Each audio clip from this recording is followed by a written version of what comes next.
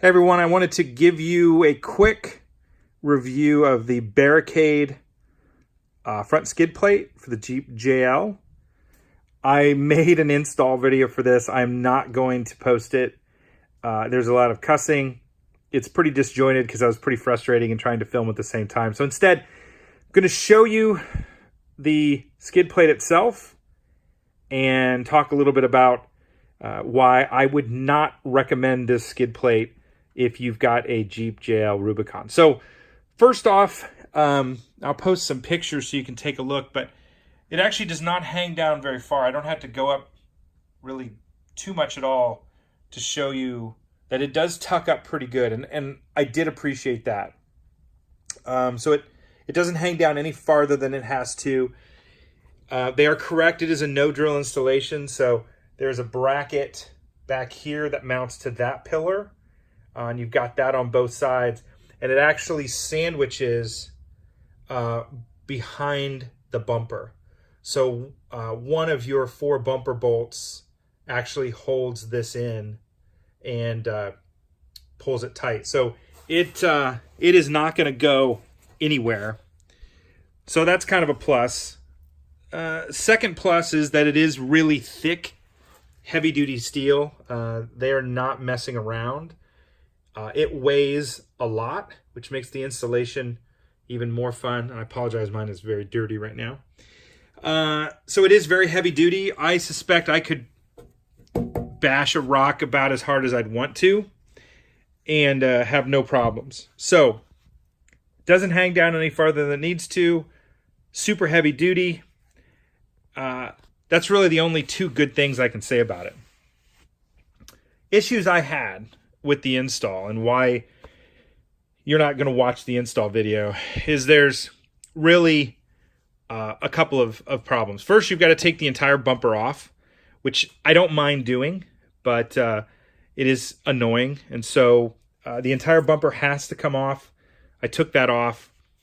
So that was kind of irritant number 1. They don't really tell you that.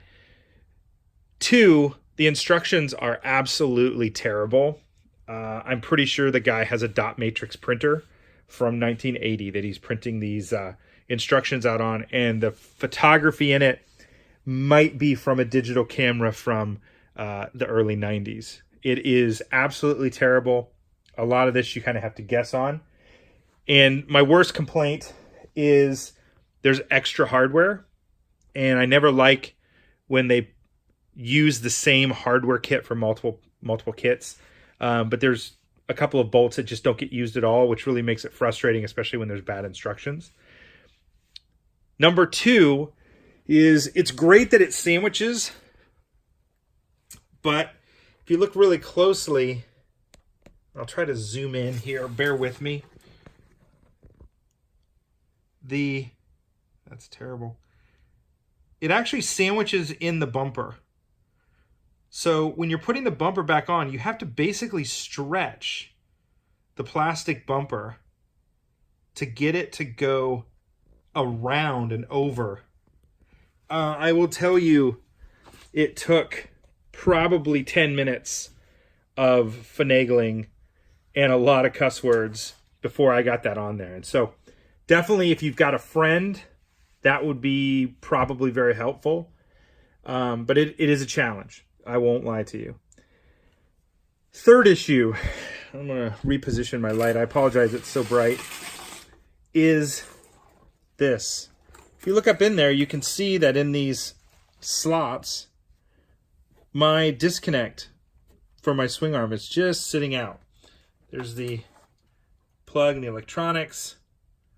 I don't think that's inherently a problem. I mean, clearly this is providing a ridiculous amount of protection to it.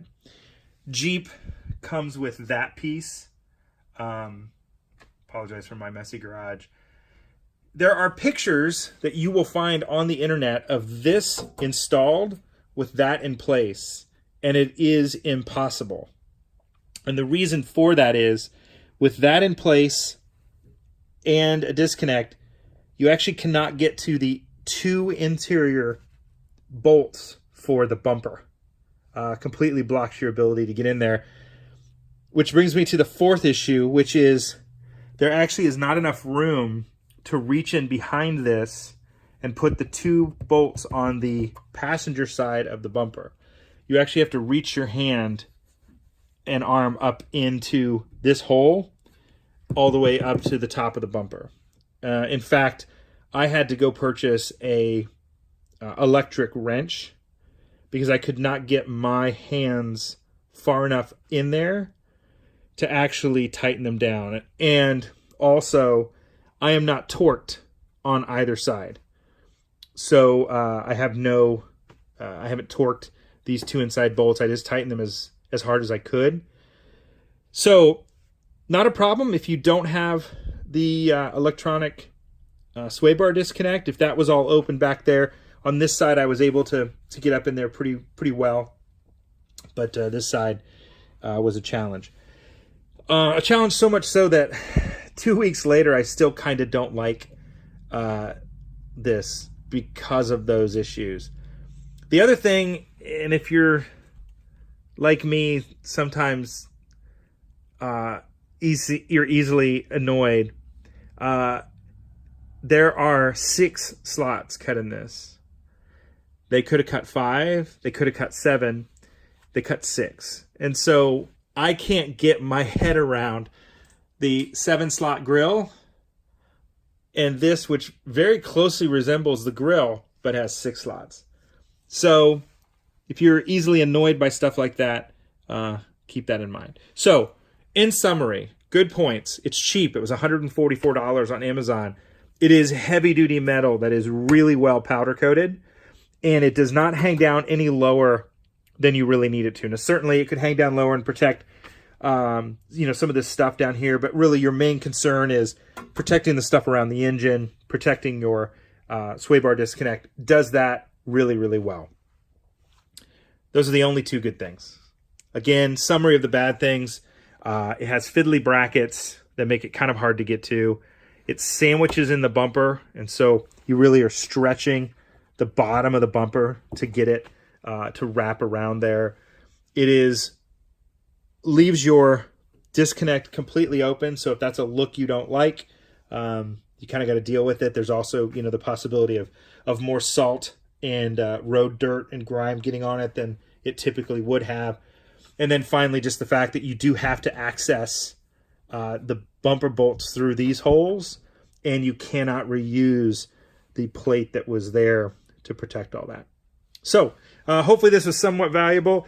Sorry it was a bit of a long video, but again, Barricade front sway bar disconnect. Picked it up on Amazon.com for $144. If you've got a Jeep JL that's not a Rubicon, this may be great for you, but otherwise I would probably steer clear. Thanks, everybody.